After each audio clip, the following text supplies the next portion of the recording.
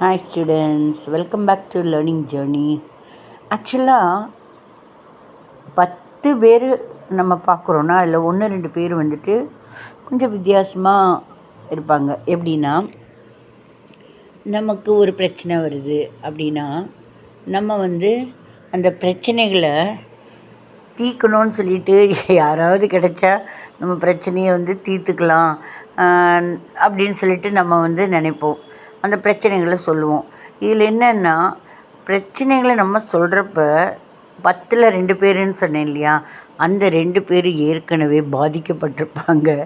So இப்போ நம்ம அவங்க பாரு அந்த மாதிரி ஆயிடுச்சு, அது இப்படி ஆயிடுச்சு அப்படின்னு நம்ம எதாவது சொல்கிறச்ச, பாவம் அது ஏன் அப்படி ஆயிடுச்சு, அவங்க நல்லா இருக்கட்டும் அப்படிம்பாங்க. நம்மளோட கஷ்டங்களை புரிஞ்சிக்க மாட்டாங்க. யார் வீக்கர் செக்ஷனோ அவங்களுக்கு தான் சப்போர்ட் பண்ணுவாங்க. ஏன்னா இவங்க பாதிக்கப்பட்டிருப்பாங்க. 10 பேரில் 2 பேர் முதலே பாதிக்கப்பட்டிருப்பாங்க. அதனால் இப்போ நம்ம கொஞ்சம் ஸ்ட்ராங்காக இருக்கும். ஒரு வீக்கான ஒரு விஷயம்னா அந்த வீக்கான விஷயம் மேலே அநியாயம் இருந்தாலும் அவங்களுக்கு தான் சப்போர்ட் பண்ணுவாங்க. அந்த மாதிரி ஆளுங்கக்கிட்ட நம்ம விஷயங்களை கொண்டு போகவே கூடாது. கொண்டு போனால் நமக்கு கரெக்டான ஒரு தீர்வு கிடைக்கவே கிடைக்காது. கரெக்டு தானே?